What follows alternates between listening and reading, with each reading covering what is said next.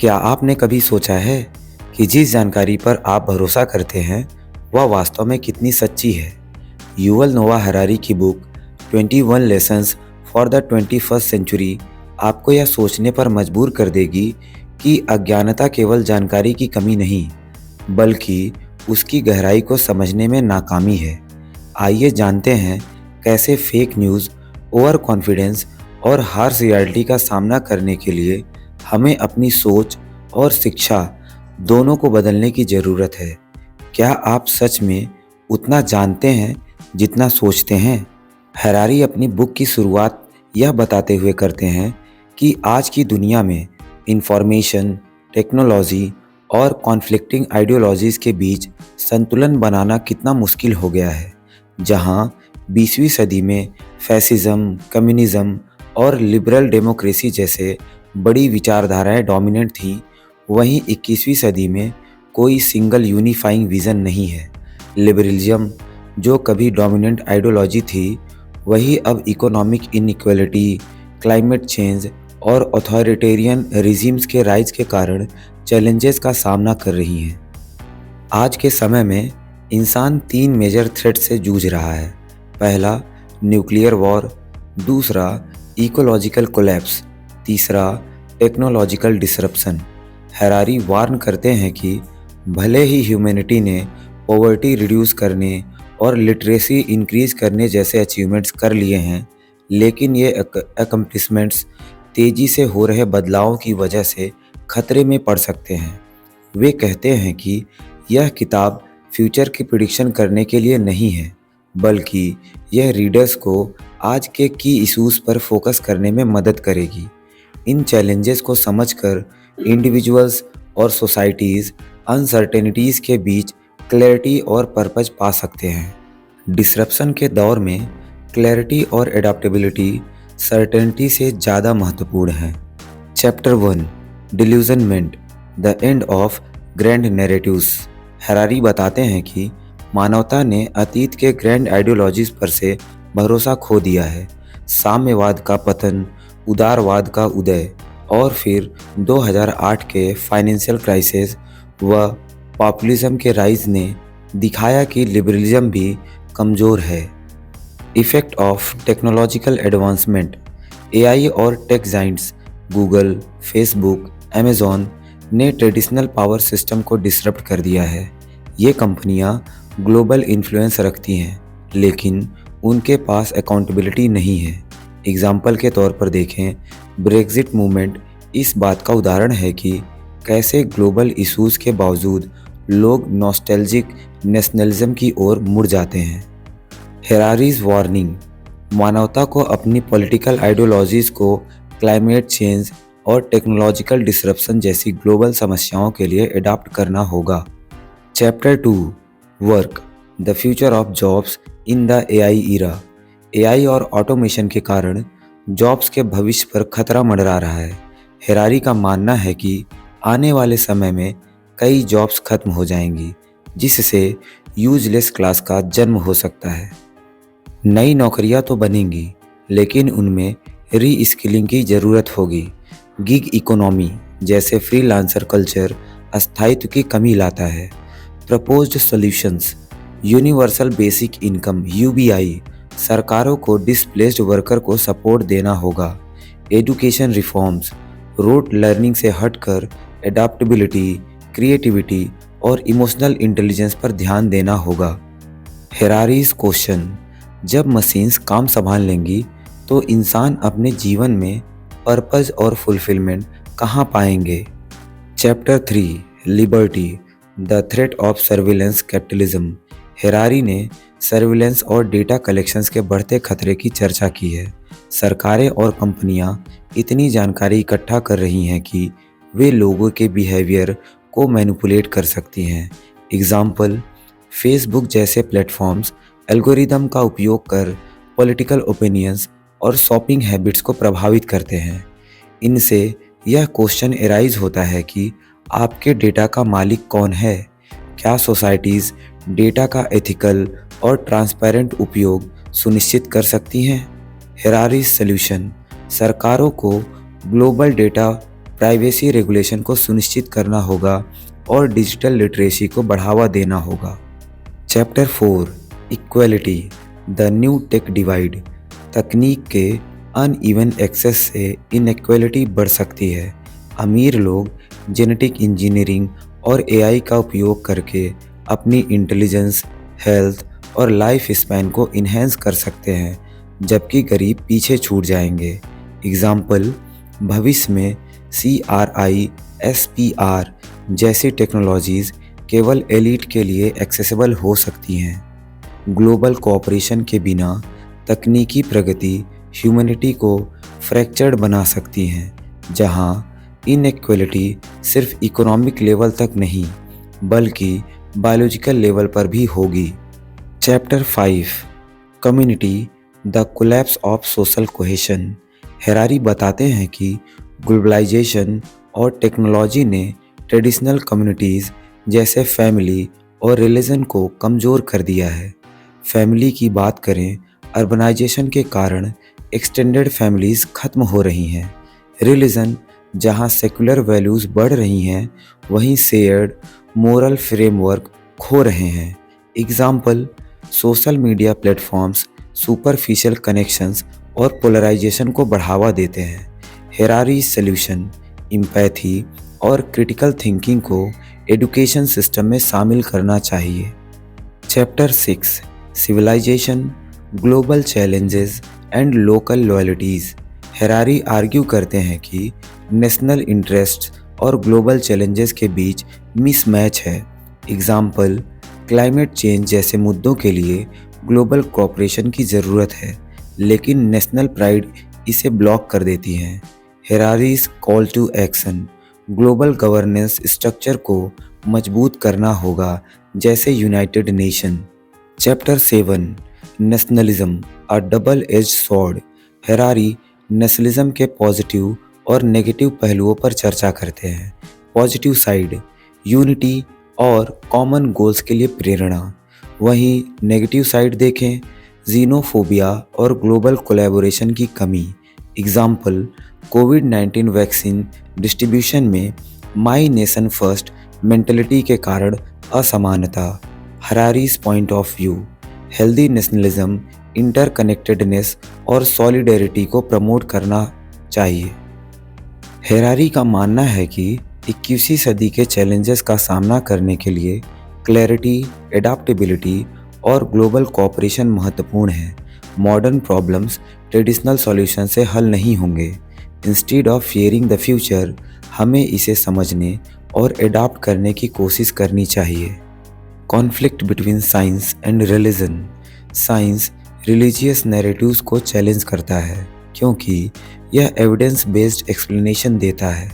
Example, theory of evolution, यह कई religious text के क्रिएशनिस्ट व्यूज़ को कॉन्ट्रडिक्ट करता है। लेकिन हेरारी नोट करते हैं कि साइंस एग्जिस्टेंशियल क्वेश्चंस जैसे लाइफ का मीनिंग या मोरालिटी का नेचर का आंसर नहीं दे सकता। इसलिए धर्म इन स्पिरिचुअल कंसर्न को एड्रेस करने में अभी भी रोल प्ले करता है। रिलीजन इन पॉलिटिक्स, कुछ रीजन्स में रिलीजन आज भी पॉलिटिकल पावर के साथ डीपली कनेक्टेड है। डिस्क्रिमिनेशन, पॉलिसीज़ जो वुमेन या LGBTQ+ कम्युनिटीज़ को मार्जिनलाइज करती हैं, उन्हें जस्टिफाई करने के लिए रिलीजन का यूज़ किया जाता है। क्या धर्म इवॉल्व कर सकता है ताकि वो साइंटिफिक रीजनिंग और टेक्नोलॉजिकल प्रोग्रेस की दुनिया में रेलेवेंट बना रहे? हेरारीज व्यू, धर्म को आउटडेटेड डॉक्ट्राइन छोड़कर एथिकल प्रिंसिपल पर फोकस करना चाहिए। ऐसा करने से यह मॉडर्न डिबेट जैसे मोरालिटी और पर्पस में मीनिंगफुल कंट्रीब्यूशन दे सकता है। चैप्टर 9 इमिग्रेशन, बिल्डिंग ब्रिजेस और वॉल्स। हेरारी इस चैप्टर में इमिग्रेशन जैसे डिवाइसिव इशू को एड्रेस करते हैं। वो बताते हैं कि ग्लोबलाइजेशन, इकोनॉमिक डिस्पैरिटी और पॉलिटिकल टर्मोइल के कारण इमिग्रेशन आइडेंटिटी, सिक्योरिटी और मोरालिटी के डिबेट्स का सेंटर बन गया है। रूट्स ऑफ इमिग्रेशन, लोग माइग्रेट कई रीजंस के लिए करते हैं। इकोनॉमिक अपॉर्चुनिटीज़, बेटर जॉब्स और लिविंग स्टैंडर्ड के लिए, कॉन्फ्लिक्ट एंड परसिक्यूशंस, वार और पॉलिटिकल ऑपरेशन से बचने के लिए, क्लाइमेट चेंज, इन्वायरमेंटल डिजास्टर से forced migration, host Nations perspective, cultural concerns, immigrants cultural fabric को डिसरप्ट कर सकते हैं, ऐसा डर रहता है। इकोनॉमिक फियर्स, जॉब छीनने और पब्लिक रिसोर्सेज पर बर्डन डालने की गलत धारणा, political divisions, populist leaders immigrants को सिक्योरिटी और आइडेंटिटी के लिए थ्रेट के रूप में फ्रेम करते हैं। Immigrants challenges, discrimination and racism, उन्हें आउटसाइडर के रूप में देखा जाता है। Legal barriers, restrictive laws settle होने में बाधा डालती हैं। आइडेंटिटी क्राइसिस, अपनी कल्चरल हेरिटेज और होस्ट कल्चर के बीच बैलेंस करना।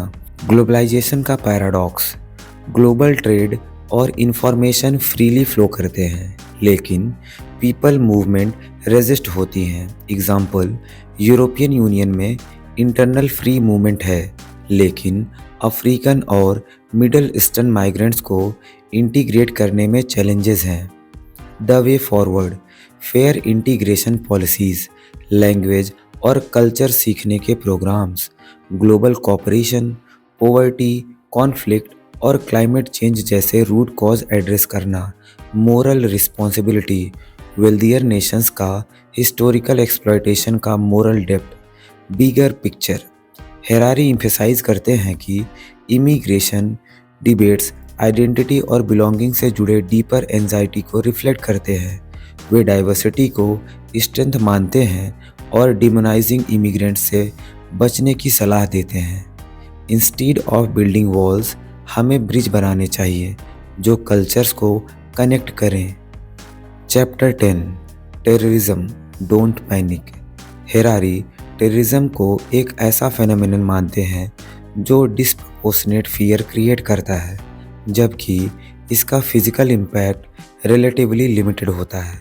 आतंकवाद का साइकोलॉजी पर असर, scale of impact, statistically terrorism बहुत कम डेथ कॉज करता है। Psychological warfare, terrorists fear amplify करने के लिए गवर्नमेंट्स और सिटीजन्स की इरेशनल रिएक्शंस पर डिपेंड करते हैं। एग्जाम्पल, 9/11 अटैक के बाद यूएस की ओवर रिएक्शंस ने ट्रिलियंस ऑफ डॉलर्स और हजारों एडिशनल डेथ्स कॉज की। टेररिज्म के tools, symbolism, high visibility target को चुनना, मीडिया एम्प्लीफिकेशन, सोशल मीडिया और न्यूज़ साइकिल्स फियर फैलाते हैं। Government over reaction, harsh measures freedoms को अंडरमाइन करती हैं। मीडिया का रोल, सेंसेशनलाइज्ड कवरेज टेररिज्म के साइकोलॉजिकल इफेक्ट को बढ़ाता है। Social media algorithms shocking content को प्रायोरिटाइज करती हैं, जिससे टेररिस्ट का प्रोपेगेंडा एम्प्लीफाई होता है। ओवर रिएक्शन का खतरा, सिविल लिबर्टीज़ का इरोजन, सर्विलेंस और रेशियल प्रोफाइलिंग जैसे मेजर्स। वायलेंस का एस्केलेशन, मिलिट्री इंटरवेंशंस नए कॉन्फ्लिक्ट्स क्रिएट करती हैं। कम्युनिटीज़ का एलिनेशन, डिस्क्रिमिनेटीज पॉलिसीज़ रेडिकलाइजेशन को बढ़ावा देती हैं। क्या होता है overreaction? Human evolution immediate threats के प्रति फियर रिस्पॉन्स करता है। Cognitive bias, rare but dramatic events का डर। Political manipulation, leaders terrorism fear को एक्सप्लॉइट करते हैं। Harari's recommendations, first, don't overreact, calm और rational responses. Second, root cause पर फोकस करें, पॉवर्टी और ऑपरेशंस को एड्रेस करें। थर्ड, पब्लिक एजुकेशन, टेररिज्म का रियल स्केल समझाएं। Fourth, avoid polarisation, unity promote करें। बिगर पिक्चर, हेरारी टेररिज्म को हिस्टोरिकल कंटेक्स्ट में रखते हैं और बताते हैं कि यह ह्यूमैनिटी के लिए एग्जिस्टेंशियल थ्रेट नहीं है। रैशनैलिटी, रेजिलियंस और एम्पैथी टेररिज्म को डिफीट करने के लिए सबसे इफ़ेक्टिव तरीके हैं। इतिहास में मानवता ने प्लेग्स और वर्ल्ड वॉर जैसे कहीं ज़्यादा घातक खतरे फेस किए हैं। उनकी तुलना में टेररिज्म मानव अस्तित्व के लिए एक माइनर रिस्क है।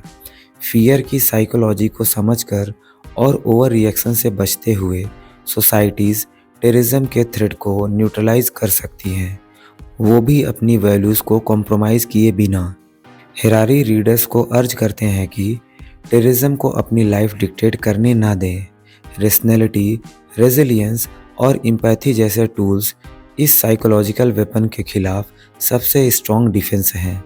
Chapter 11 war, never underestimate human stupidity.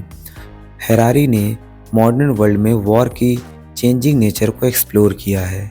वे सवाल उठाते हैं कि क्या ह्यूमैनिटी सच में एक पीसफुल इरा की ओर बढ़ रही है, या वॉर फिर से डिवास्टेटिंग रूप में लौट सकता है। साथ ही हेरारी टेक्नोलॉजिकल और पॉलिटिकल चेंजेस के रोल को वॉरफेयर के कॉन्सेप्ट को रीशेप करने में एम्फेसाइज करते हैं। Is war becoming obsolete? Harari large scale wars की डिक्लाइन पर रिफ्लेक्ट करते हैं जो वर्ल्ड वॉर II के बाद देखने को मिली है। पहला, इकोनॉमिक इंटरडिपेंडेंस। ग्लोबलाइजेशन के इस दौर में कंट्रीज़ इकोनॉमिकली इंटरकनेक्टेड हैं, जिससे वॉर लेस अपीलिंग हो गई है। एग्जाम्पल, चाइना और US के बीच कॉन्फ्लिक्ट ग्लोबल इकोनॉमी को डिसरप्ट करेगा, जिससे दोनों साइड को नुकसान होगा। दूसरा, न्यूक्लियर डिटरेंस। न्यूक्लियर वेपन्स का एग्जिस्टेंस सुपर पावर के बीच वॉर्स डिस्करेज करता है, क्योंकि म्यूचुअल डिस्ट्रक्शन निश्चित है। तीसरा, peace as a norm. United Nations जैसी इंटरनेशनल इंस्टीट्यूशंस और ट्रीटीज़ डिप्लोमेसी को वायलेंस के रूप पर प्रमोट करती हैं। 21st century, a new kind of warfare. Harari चेतावनी देते हैं कि वॉर ऑब्सलीट डिक्लेयर करना जल्दबाजी होगी। वॉरफेयर का नेचर चेंज हुआ है, लेकिन यह खत्म नहीं हुआ है। पहला, साइबर वॉरफेयर। बैटलफील्ड अब डिजिटल रेल में शिफ्ट हो चुका है। साइबर अटैक्स इंफ्रास्ट्रक्चर को क्रिपल कर सकते हैं, सेंसिटिव इंफॉर्मेशन स्टील कर सकते हैं और इकोनॉमी को डिसरप्ट कर सकते हैं। एग्जाम्पल, 2010 में स्टकनेट वायरस ने ईरान के न्यूक्लियर प्रोग्राम को सबोटाज किया, यह दिखाते हुए कि साइबर वेपन्स कितना पोटेंशियल रखते हैं। दूसरा, प्रॉक्सी वॉर। सुपर पावर्स अब डायरेक्ट कॉन्फ्रंटेशन के बजाय प्रॉक्सी वॉर में इंगेज करते हैं, जहां स्मॉलर नेशंस या नॉन स्टेट एक्टर्स उनके बिहाफ पर लड़ते हैं। एग्जाम्पल, सीरियन सिविल वॉर में रशिया, US और रीजनल प्लेयर्स जैसे ईरान और सऊदी अरबिया शामिल थे। तीसरा, automation and AI। Autonomous weapons जैसे ड्रोन्स और AI कंट्रोल्ड सिस्टम वॉर्स को मिनिमल ह्यूमन इन्वॉल्वमेंट के साथ फाइट कर सकते हैं। यह अकाउंटेबिलिटी और मास कैजुअलिटीज़ की एथिकल कंसर्न उठाता है। The danger of human stupidity. Harari बताते हैं कि वॉर्स अक्सर रेशनल कैलकुलेशन के बजाय ह्यूमन इमोशंस जैसे ग्रीड, फियर और ग्लोरी के क्वेस्ट से ड्रिवन होते हैं। Case study, world war I को लीडर्स ने शॉर्ट लिव्ड और बेनिफिशियल माना था, लेकिन इसका परिणाम मिलियंस ऑफ डेथ्स और वाइड स्प्रेड डिवास्टेशन के रूप में हुआ। हेरारी चेताते हैं कि एडवांस टेक्नोलॉजीज़ के साथ ह्यूमन स्टुपिडिटी कॉन्फ्लिक्ट को ट्रिगर कर सकती हैं। Economic and technological changes. Harari discuss करते हैं कि टेक्नोलॉजी एडवांसमेंट्स और इकोनॉमिक प्रायोरिटीज़ के शिफ्ट ने वॉर के इंसेंटिव्स को रिशेप किया है। पहला, इकोनॉमिक वैल्यू ऑफ पीस। पहले लैंड कॉन्करिंग वॉर का प्राइमरी मोटिवेटर था। आज इकोनॉमिक ग्रोथ नॉलेज और इनोवेशन पर डिपेंड करती है, ना कि टेरिटरी पर। दूसरा, technology as a double edge sword. Technology एक तरफ वॉर की डायरेक्ट नीड को कम करती है, वहीं दूसरी तरफ नए वल्नरेबिलिटीज़ क्रिएट करती है। साइबर अटैक्स और AI driven conflicts traditional wars की जगह ले सकते हैं। War and nationalism. Harari nationalism की रिसर्जेंस को कॉन्फ्लिक्ट के फिर से इग्नाइट करने की संभावना के रूप में देखते हैं। एग्जाम्पल, 2014 में क्राइमिया का एनेक्सेशन रशिया ने नेशनलिस्ट क्लेम के आधार पर जस्टिफाई किया, जिससे रसिया और वेस्ट के बीच टेंशन बढ़ गई। नेशनलिज्म इंटरनेशनल रिलेशंस को डिस्टेबलाइज कर सकता है, क्योंकि यह ग्लोबल कोऑपरेशन के बजाय एक नेशन के इंटरेस्ट को प्रायोरिटाइज करता है। The role of super powers. Harari global super powers US, China and Russia के शिफ्टिंग डायनेमिक्स पर एनालाइज करते हैं। वे चेताते हैं कि इन नेशंस के बीच टेंशन कॉन्फ्लिक्ट्स में एस्केलेट हो सकते हैं। First, US China rivalry. Technological और इकोनॉमिक डोमिनेंस के लिए कंपटीशन कन्फ्रंटेशन को स्पार्क कर सकता है, खासकर ताइवान या ट्रेड डिस्प्यूट जैसे इशूज़ पर। Second, Russia's assertiveness. रसिया के ईस्टर्न यूरोप में इन्फ्लुएंस रिक्लेम करने की कोशिशें रीजनल कॉन्फ्लिक्ट को ग्लोबल इम्प्लीकेशंस के साथ लीड कर सकती हैं। Example, south China sea dispute terrestrial claim को लेकर मिलिट्री टेंशन को फ्यूल करता है। The future of wars scenarios to consider. Harari future conflict के पोटेंशियल सिनेरियोज को प्रेजेंट करते हैं। First, AI arm race. AI weapons को डेवलप करने की रेस ऐसे सिस्टम क्रिएट कर सकती है जो ह्यूमन कंट्रोल से बाहर हो। Second, climate Wars. Climate change intensify होने पर वाटर और एरेबल लैंड जैसे स्कार्स रिसोर्सेज के लिए कंपटीशन कॉन्फ्लिक्ट को स्पार्क कर सकता है। Third, cultural conflicts. डेमोक्रेसी और ऑथोरिटेरियज्म जैसे आइडियोलॉजीज़ के डिफरेंसेस नए वॉर के बेसिस बन सकते हैं। Can war be prevented? Harari conclude करते हैं कि कॉन्फ्लिक्ट्स को प्रिवेंट करने के लिए ग्लोबल कोऑपरेशन की ज़रूरत है। First, strengthening international institution. United nation जैसी बॉडीज़ को डिस्प्यूट मीडिएट करने और इंटरनेशनल लॉज इन्फोर्स करने में एम्पावर करना होगा। Second, regulating technology. एआई और साइबर वेपन के डेवलपमेंट और यूज़ को कंट्रोल करने के लिए ग्लोबल एग्रीमेंट ज़रूरी हैं। Third, promoting education. Public awareness बढ़ाने से एग्रेसिव पॉलिसीज़ का सपोर्ट कम हो सकता है। The bigger picture. Harari argue करते हैं कि लार्ज स्केल वॉर डिक्लाइन हुई है, लेकिन डिवास्टेटिंग कॉन्फ्लिक्ट्स का पोटेंशियल अभी भी बना हुआ है। वार इनेविटेबल नहीं है, लेकिन ऑब्सलीट भी नहीं है। कॉन्फ्लिक्ट्स एवॉइड करने की ह्यूमैनिटी की एबिलिटी, रेशनैलिटी, कोऑपरेशन और ह्यूमिलिटी पर डिपेंड करती है। Chapter 12, humility. You are not the centre of the world. इस चैप्टर में हेरारी विनम्रता, ह्यूमिलिटी के इंडिविजुअल और कल्चरल स्तर पर महत्व को बताते हैं। वे यह समझाते हैं कि कैसे ह्यूमिलिटी 21st सेंचुरी की कॉम्प्लेक्स चैलेंजेस को नेविगेट करने में मदद कर सकती है। हेरारी कल्चरल और नेशनल एक्सेप्शनलिज्म की आलोचना करते हैं और मानवता के लिए एक यूनिवर्सल और इंक्लूसिव दृष्टिकोण अपनाने की वकालत करते हैं। कल्चरल एक्सेप्शनलिज्म और इनके नुकसान। हेरारी यह एक्सप्लेन करते हैं कि नेशंस, रिलीजन्स और कल्चर्स अक्सर खुद को सुपीरियर या इतिहास का सेंटर मानते हैं। Historical examples, ancient China, European colonial power और कई अन्य सिविलाइजेशंस ने खुद को चूजन वंस या पिनेकल ऑफ सिविलाइजेशन माना है। रिलीजन जैसे क्रिश्चियनिटी, इस्लाम और जूडिज्म ने खुद को मानवता की स्पिरिचुअल जर्नी का केंद्र बताया। यह बिलीव्स किसी ग्रुप के भीतर यूनिटी तो ला सकते हैं, लेकिन दूसरों के साथ हॉस्टिलिटी और डिवीज़न क्रिएट करते हैं। नेशनलिज्म का खतरा। हेरारी नेशनलिज्म की आलोचना करते हैं, जो अक्सर किसी नेशन की इम्पोर्टेंस को एग्जैजरेट करता है। एग्जाम्पल, अमेरिकन स्कूल्स में वर्ल्ड वॉर 2 को यूएस के नज़रिए से पढ़ाया जाता है। रशिया और चाइनीज़ स्कूल अपने कॉन्ट्रीब्यूशंस और सेक्रीफाइसेस को हाईलाइट करते हैं। यह बायस्ड पर्सपेक्टिव मिसट्रस्ट को बढ़ाते हैं और ग्लोबल इश्यूज जैसे क्लाइमेट चेंज और पेंडेमिक को सॉल्व करने में बाधा बनते हैं। कोई भी नेशन दुनिया का सेंटर नहीं है।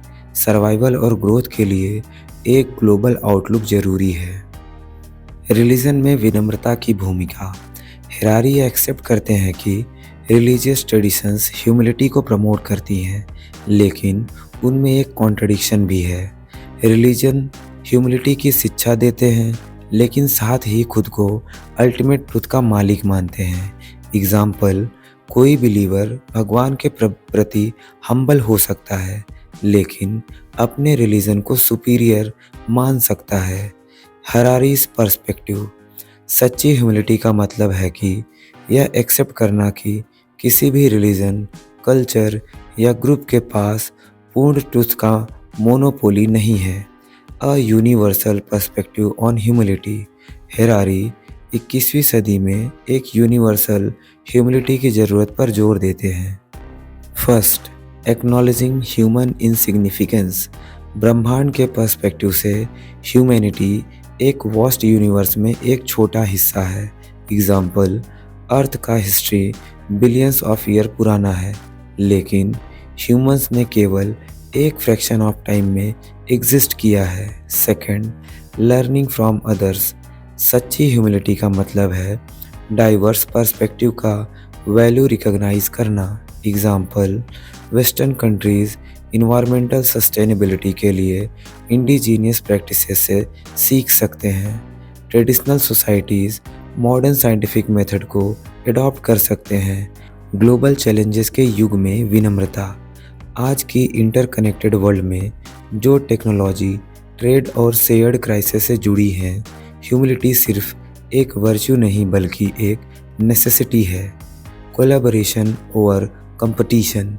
ग्लोबल इश्यूज जैसे क्लाइमेट चेंज, इनइक्वालिटी और टेक्नोलॉजिकल डिसरप्शन का सलूशन इंटरनेशनल कोऑपरेशन के बिना इम्पॉसिबल है। मिस्टेक एक्सेप्ट करना। गवर्नमेंट्स, कॉरपोरेशंस और इंडिविजुअल्स को अपनी मिस्टेक्स एक्सेप्ट करनी होंगी और एडाप्ट करना होगा। एग्जाम्पल, क्लाइमेट चेंज को एडिक्वेटली एड्रेस न कर पाना एरोगेंस का रिजल्ट है, जहां नेशंस अपने शॉर्ट टर्म इंटरेस्ट को ग्लोबल वेलबीइंग से ज़्यादा प्रायोरिटी देते हैं। ह्यूमिलिटी और आर्टिफिशियल इंटेलिजेंस (AI). हेरारी ह्यूमिलिटी को AI के राइज से जोड़ते हैं। Recognising limitations. जैसे जैसे AI कुछ डोमेन में ह्यूमन को सरपास करता है, हमें यह एक्सेप्ट करना होगा कि हम हर एरिया में सबसे इंटेलिजेंट नहीं हैं। AI को रिस्पॉन्सिबली डेवलप करना ह्यूमिलिटी की डिमांड करता है। अगर हम अपनी एबिलिटीज़ को गलत एक्सेस करेंगे तो इसके कैटास्ट्रॉफिक कॉन्सिक्वेंसेस हो सकते हैं। AI से डरने की बजाय ह्यूमैनिटी को ह्यूमिलिटी के साथ इसे इम्ब्रेस करना चाहिए और इसे सभी के लिए बेनिफिशियल तरीके से यूज करना चाहिए। ह्यूमिलिटी कैसे डेवलप करें? हेरारी कुछ प्रैक्टिकल अप्रोचेस बताते हैं। First, education. स्कूल में केवल नेशनल या कल्चरल अचीवमेंट्स पर फोकस करने की बजाय ग्लोबल हिस्ट्री और ह्यूमैनिटी की शेयर्ड हेरिटेज पढ़ाई जानी चाहिए। Second, travel and exposure. अन्य कल्चर्स का एक्सपीरियंस पर्सपेक्टिव को ब्रॉडन करता है और अपनी लाइफ स्टाइल को सुपीरियर मानने की टेंडेंसी को रिड्यूस करता है। Third, science and curiosity. Scientific method खुद ह्यूमिलिटी का एक एक्सरसाइज है, क्योंकि यह एजम्पशन को क्वेश्चन करने और नए एविडेंस के लिए ओपन रहने की मांग करता है। फॉल्स ह्यूमिलिटी का खतरा। हेरारी फॉल्स या परफॉर्मेटिव ह्यूमिलिटी की चेतावनी देते हैं, जो डीपर एरोगेंस को मास्क कर सकती है। Religious examples. कुछ रिलीजियस लीडर ह्यूमिलिटी प्रीच करते हैं, लेकिन सिग्निफिकेंट पावर और इन्फ्लुएंस रखते हुए हायरार्कियल स्ट्रक्चर्स को रीइंफोर्स करते हैं। Cultural appropriation. अन्य कल्चर्स के एलिमेंट को उनके ओरिजिन या कॉन्टेक्स्ट के रिस्पेक्ट के बिना अडॉप्ट करना फॉल्स ह्यूमिलिटी का एक और एग्जाम्पल है। ट्रू ह्यूमिलिटी का मतलब केवल अपनी लिमिटेशंस रिकॉग्नाइज करना नहीं, बल्कि इंटेग्रिटी और रिस्पेक्ट के साथ एक्ट करना है। The bigger picture. Harari humility को ब्रॉडर थीम से जोड़ते हैं। फर्स्ट, कॉम्प्लेक्सिटी को समझना। 21वीं सदी की चैलेंजेस जैसे क्लाइमेट चेंज, टेक्नोलॉजिकल अपहेवल और पॉलिटिकल इंस्टेबिलिटी को सॉल्व करने के लिए कलेक्टिव विजडम चाहिए, ना कि इंडिविजुअल हबरीज।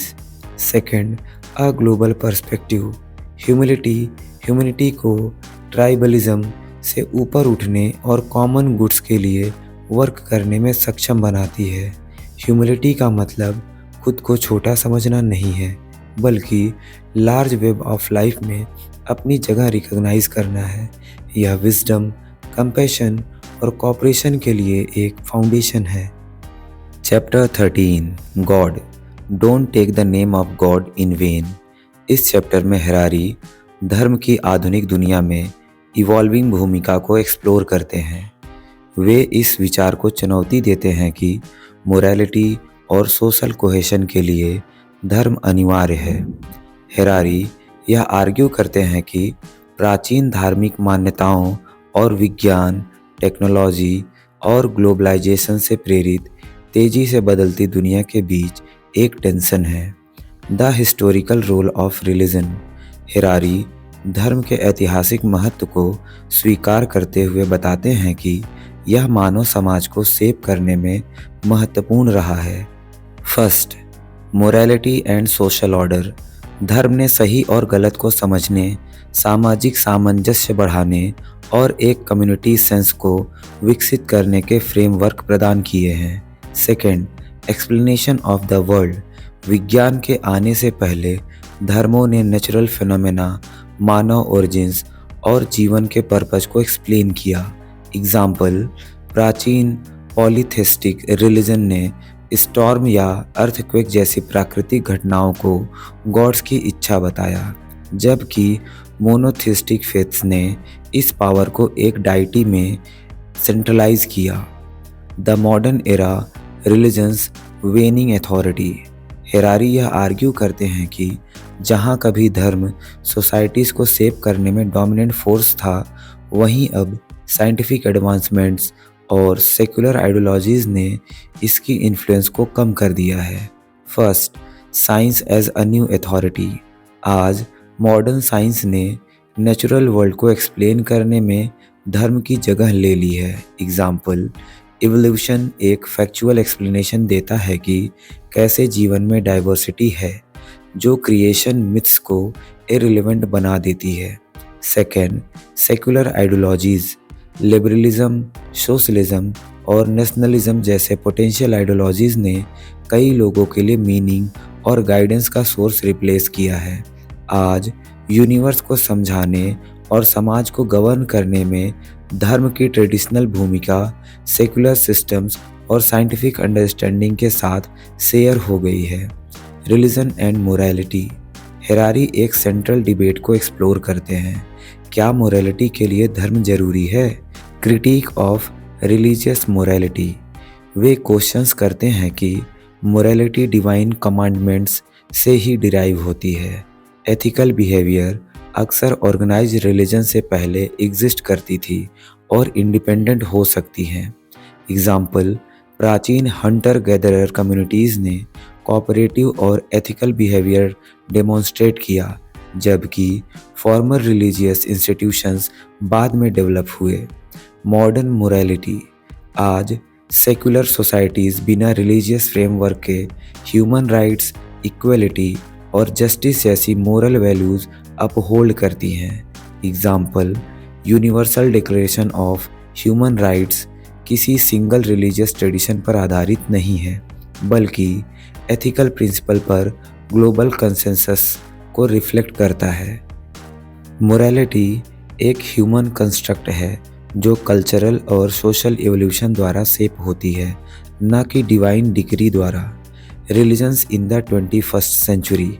आज की दुनिया में धर्म का डिक्लाइनिंग इन्फ्लुएंस होने के बावजूद यह आइडेंटिटी और पॉलिटिक्स में एक पावरफुल फोर्स बना हुआ है। First, religious revivalism. ग्लोबलाइजेशन और कल्चरल चेंज के रिस्पॉन्स में कई जगह रिलीजियस फंडामेंटलिज्म का रिसर्जेंस हुआ है। एग्जाम्पल, मिडिल ईस्ट में पॉलिटिकल इस्लाम का राइज या यूनाइटेड स्टेट में इवांजेलिकल क्रिश्चियनिटी इस बात के उदाहरण हैं कि कैसे धर्म कम्युनिटीज़ को मोबिलाइज करने के लिए यूज किए जा सकते हैं। Second, religion and nationalism. धार्मिक आइडेंटिटी अक्सर नेशनलिस्ट मूवमेंट्स के साथ इंटरसेक्ट करती है, जो ट्राइबलिज्म और एक्सक्लूजन को रीइंफोर्स करती है।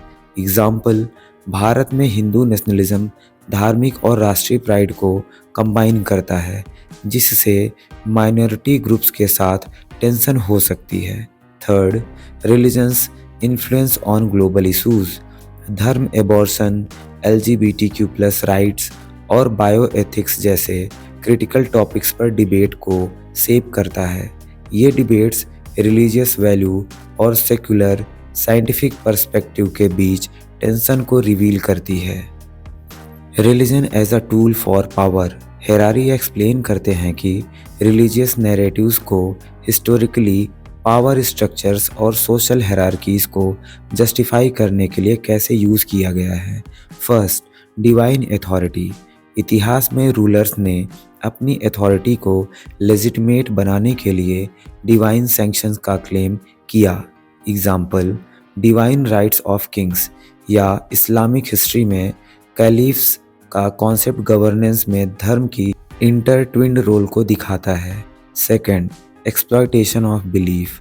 रिलीजियस इंस्टीट्यूशंस ने अक्सर अपने इंटरेस्ट को सर्व करने के लिए पावर वाइल्ड किया है, कई बार फेथफुल्स के एक्सपेंसेस पर। एग्जाम्पल, मिडिवल यूरोप में कैथोलिक चर्च द्वारा इंडल्जेंस की सेल रिलीजन के कमर्शलाइजेशन और करप्शन को हाईलाइट करता है।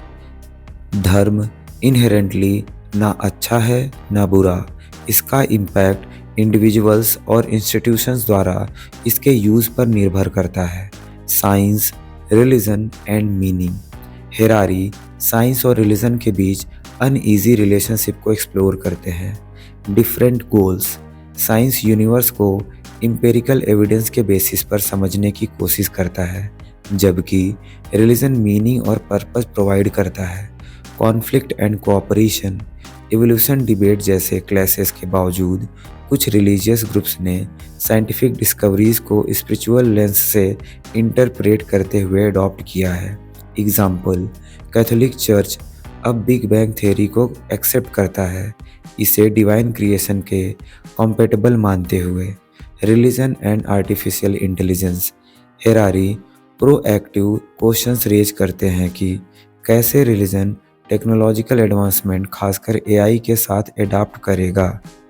हेरारी प्रोवोकेटिव क्वेश्चंस रेज करते हैं कि कैसे रिलीजन टेक्नोलॉजिकल एडवांसमेंट्स खासकर AI के साथ एडाप्ट करेगा। First, AI as a new god. क्या ह्यूमैनिटी AI सिस्टम्स को गाइडेंस या अथॉरिटी के सोर्स के रूप में देख सकती है, जैसे रिलीजन्स डाइटीज़ को वेनरेट करते हैं। Second, ethical challenges. Autonomous weapons या जेनेटिक इंजीनियरिंग जैसे मोरल डिलामास को एड्रेस करने में रिलीजियस ट्रेडिशंस स्ट्रगल कर सकती हैं। AI के अनप्रेसिडेंटेड चैलेंजेस के चलते ट्रेडिशनल रिलीजियस फ्रेमवर्क्स को इवॉल्व करना होगा या नए सिस्टम्स ऑफ मीनिंग को जगह देनी होगी। Can we live without religion? Harari contemplate करते हैं कि क्या दुनिया रिलीजन के बिना एग्जिस्ट कर सकती है। बेनिफिट्स। अ सेकुलर वर्ल्ड इंटरफेथ कॉन्फ्लिक्ट को रिड्यूस कर सकता है और रीजन और एम्पैथी पर आधारित यूनिवर्सल वैल्यूज़ को प्रमोट कर सकता है। ड्रॉबैक्स। बिना रिलीजन के कई लोग मीनिंग या बिलोंगिंग की कमी महसूस कर सकते हैं, जिससे सोशल फ्रेगमेंटेशन हो सकता है। सवाल यह नहीं है कि ह्यूमैनिटी रिलीजन के बिना एग्जिस्ट कर सकती है या नहीं, बल्कि यह है कि क्या वह ऐसे अल्टरनेटिव सिस्टम्स क्रिएट कर सकती हैं जो समान नीड्स को एड्रेस करें। The bigger picture. Harari conclude करते हैं कि रीडर्स को धर्म के प्रति स्केप्टिज्म और रिस्पेक्ट दोनों के साथ अप्रोच करना चाहिए। स्केप्टिज्म रिलीजियस क्लेम्स को क्रिटिकली एग्जामिन किया जाना चाहिए, खासकर जब वे साइंटिफिक एविडेंसेस या यूनिवर्सल वैल्यूज से कॉन्फ्लिक्ट करें। रेस्पेक्ट। धर्म ने बिलियंस ऑफ पीपल को कंफर्ट और इंस्पिरेशन दिया है और ह्यूमन हिस्ट्री को सेव करने में इसकी भूमिका को इग्नोर नहीं किया जा सकता। रिलीजन एक डबल एज स्वॉर्ड है। यह कंपैशन और क्रिएटिविटी को इंस्पायर कर सकता है, लेकिन डिवीज़न और वायलेंस को फ्यूल भी कर सकता है। 21वीं सदी की चुनौती यह है कि धर्म के पॉजिटिव एस्पेक्ट्स को हार्नेस किया जाए और इसके पोटेंशियल हार्म को मिनिमाइज किया जाए। Chapter 14 secularism acknowledge your shadow. इस चैप्टर में हेरारी सेकुलरिज्म की फिलॉसफी को एग्जामिन करते हैं और इसे मॉडर्न सोसाइटी में इसके रोल के रूप में समझाते हैं। हेरारी रिलीजन और सेकुलरिज्म के बीच सिंपलिस्टिक बाइनरी को चैलेंज करते हैं और सेकुलर आइडियोलॉजीज की स्ट्रेंथ और वीकनेसेस एक्सप्लोर करते हैं।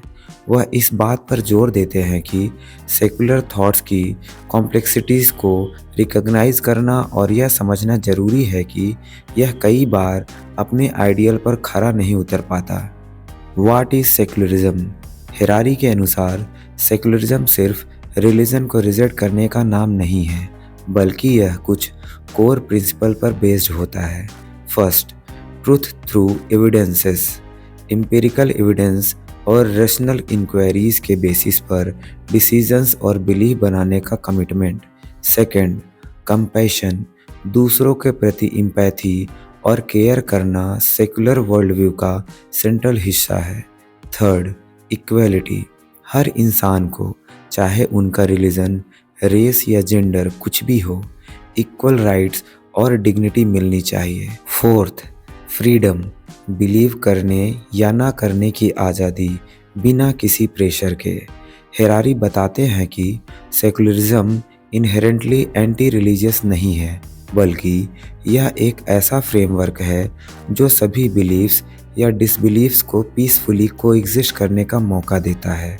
सेकुलरिज्म एक गवर्नेंस और एथिकल रीजनिंग का तरीका है, ना कि रिलीजन के अपोज में खड़ी ideology. The rise of secular ideologies. Harari secular thoughts के हिस्टोरिकल डेवलपमेंट को ट्रेस करते हैं, जो इनलाइटमेंट और साइंटिफिक रिवोल्यूशन के रिस्पॉन्स में उभरा। First, the enlightenment's legacy. Thinkers जैसे वोल्टायर और कांट ने रीजन, इंडिविजुअल लिबर्टी और रिलीजियस डोगमा पर स्केप्टिज्म को प्रमोट किया। Second, secular governance. समय के साथ कई नेशंस ने सेकुलर गवर्नेंस एडॉप्ट किया ताकि चर्च और स्टेट को अलग रखा जा सके, रिलीजियस फ्रीडम को इंश्योर किया जा सके और थियोक्रेसी को रोका जा सके। Example, the United states constitution state religion के एस्टेब्लिशमेंट को प्रोहिबिट करता है और साथ ही इंडिविजुअल रिलीजियस फ्रीडम को प्रोटेक्ट करता है। लेकिन हेरारी यह भी कहते हैं कि सेकुलर आइडियोलॉजीज भी रिलीजन की तरह अच्छे और बुरे दोनों तरह से यूज़ की जा सकती हैं। The dark side of secularism. Secularism अक्सर मोरल सुपीरियरिटी क्लेम करता है, लेकिन हेरारी सेकुलरिज्म के शैडो यानी इसके पोटेंशियल हार्म पर भी ध्यान देने की सलाह देते हैं। First, abuse of power. Secular ideologies ने भी कॉलोनियलिज्म, जेनोसाइड और वॉर को जस्टिफाई किया है। एग्जाम्पल, 20th सेंचुरी में कम्युनिस्ट रेजिम्स ने जैसे स्टालिन्स यूएसएसआर और माओ चाइना ने रिलीजन को रिजेक्ट किया, लेकिन मार्क्सिज्म जैसे सेकुलर आइडियोलॉजीज के नाम पर हॉरिफिक एक्ट किए। Second, scientific racism and Eugenix. Secularism से निकली स्यूडो साइंटिफिक थ्योरीज का यूज रेसिज्म और सोशल इंजीनियरिंग को जस्टिफाई करने के लिए किया गया। एग्जाम्पल, 19th और 20th सेंचुरी में एवोल्यूशनरी साइंस के मिस एप्लीकेशंस ने रेशियल सुपीरियोरिटी की थ्योरी को प्रमोट किया। Third, dogmatic thinking. जैसे रिलीजन रिजिड और डॉगमेटिक हो सकता है, वैसे ही सेकुलरिज्म भी जब अपनी एजम्पशंस को क्वेश्चन करना बंद कर देता है तो वो भी डॉगमेटिक हो सकता है। सेकुलरिज्म करप्शन या मिसयूज से इम्यून नहीं है। इसे डोगमा में बदलने से बचाने के लिए कांस्टेंट सेल्फ क्रिटिसिज्म और ह्यूमिलिटी की ज़रूरत है। Secularism and meaning. सेकुलरिज्म का एक बड़ा चैलेंज यह है कि यह ह्यूमन नीड्स फॉर मीनिंग और पर्पज को कैसे एड्रेस करता है। First, the loss of meaning. Religion ने हिस्टोरिकली एग्जिस्टेंशियल क्वेश्चंस जैसे लाइफ, डेथ और यूनिवर्स के आंसर्स प्रोवाइड किए हैं। सेकुलरिज्म अक्सर इस वॉइड को फिल करने में स्ट्रगल करता है। एग्जाम्पल, साइंस यूनिवर्स के मैकेनिक्स को एक्सप्लेन कर सकता है लेकिन यह नहीं बता सकता कि हम एग्जिस्ट क्यों करते हैं। Second, new source of meaning. Harari suggest करते हैं कि सेकुलर सोसाइटीज़ को ह्यूमन राइट्स, इन्वायरमेंटलिज्म और पर्सनल फुलफिलमेंट जैसी नई नैरेटिव डेवलप करनी होंगी ताकि लोगों को मीनिंग मिल सके। सेकुलरिज्म तभी सक्सीड कर सकता है जब यह लोगों को एग्जिस्टेंशियल चैलेंजेस से मीनिंगफुल तरीके से नेविगेट करने में हेल्प करे। Secular morality versus religious morality. Harari secular और रिलीजियस मोरालिटी के डिफरेंस को एक्सप्लोर करते हैं।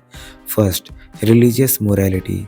यह डिवाइन कमांडमेंट पर आधारित होती है और अक्सर स्पेसिफिक कल्चर या हिस्टोरिकल कॉन्टेक्स्ट से जुड़ी होती है। Example, the 10 commandments universal moral laws के रूप में फ्रेम्ड है लेकिन यह एंशिएंट सोसाइटीज़ के वर्ल्ड व्यू को रिफ्लेक्ट करते हैं। Second, secular morality. यह रीज़न, इम्पैथी और ह्यूमन डिग्निटी के यूनिवर्सल कमिटमेंट पर आधारित होती है। Example, the universal declaration of human right, जो रिलीजियस बाउंड्रीज को ट्रांसेंड करती है। हेरारी आर्ग्यू करते हैं कि सेकुलर मोरालिटी एडाप्टेबल और इंक्लूसिव होने का एडवांटेज रखती है लेकिन इसे फेयर और कंपैशनेट बने रहने के लिए कांस्टेंट विजिलेंस की ज़रूरत होती है। Challenges to secularism in the 21st century. Harari कुछ चैलेंजेस को आइडेंटिफाई करते हैं जिन्हें सेकुलरिज्म को मॉडर्न वर्ल्ड में रेलेवेंट रहने के लिए एड्रेस करना होगा। First, religious revivalism.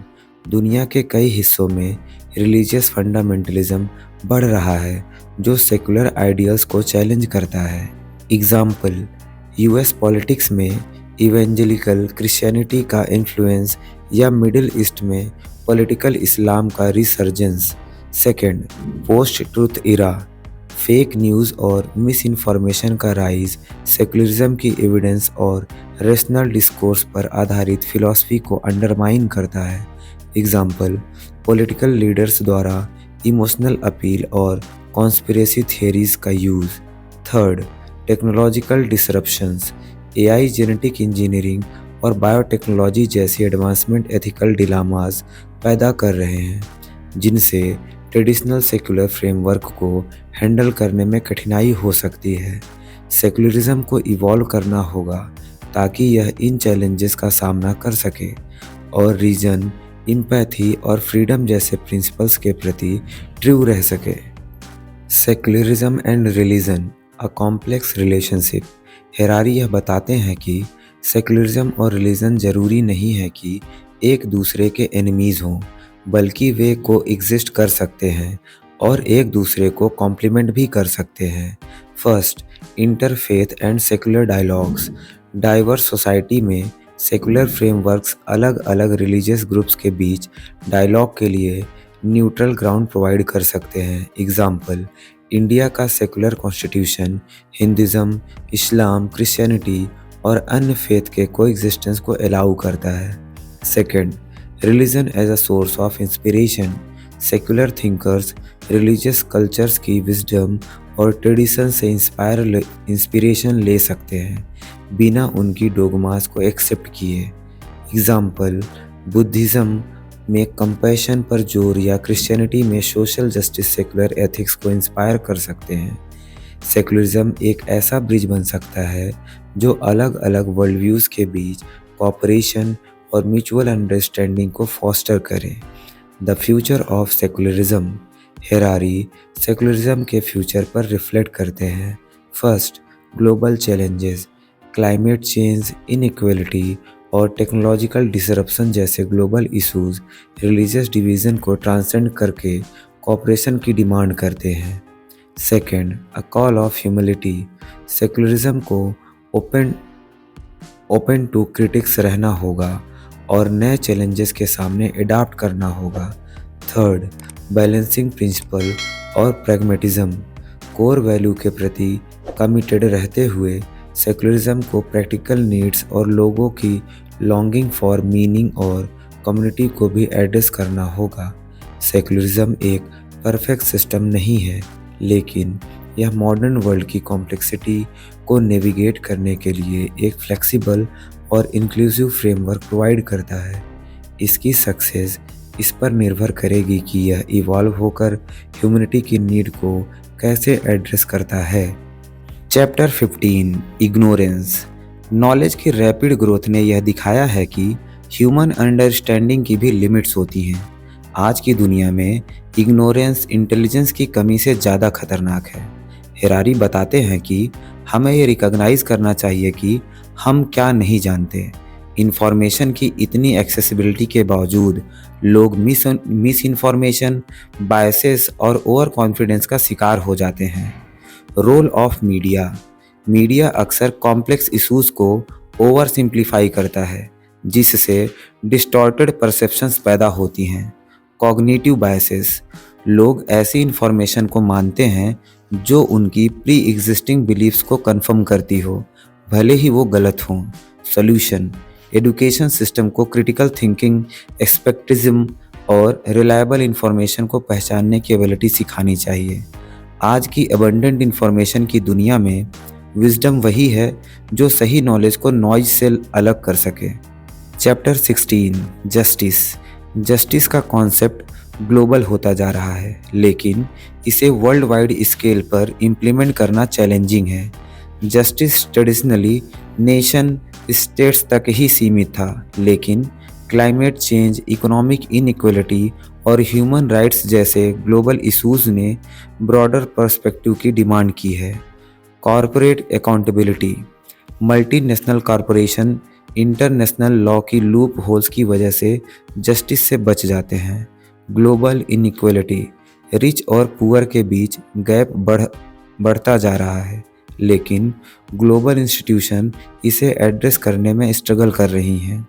Role of technology. AI और सर्विलेंस टूल्स जस्टिस के लिए मददगार भी हो सकते हैं और ख़तरनाक भी। ग्लोबल जस्टिस सिस्टम को इवॉल्व करना होगा ताकि क्रॉस बॉर्डर चैलेंजेस को टैकल किया जा सके और फेयरनेस सुनिश्चित हो सके। Chapter 17, post truth. इंफॉर्मेशन के इस युग में फेक न्यूज़ और प्रोपेगेंडा रेशनल डिस्कोर्स और डेमोक्रेसी के लिए खतरा हैं। हेरारी बताते हैं कि मिस इन्फॉर्मेशन का फैलाव नया नहीं है, लेकिन टेक्नोलॉजी ने इसे एम्प्लीफाई कर दिया है। Nature of truth.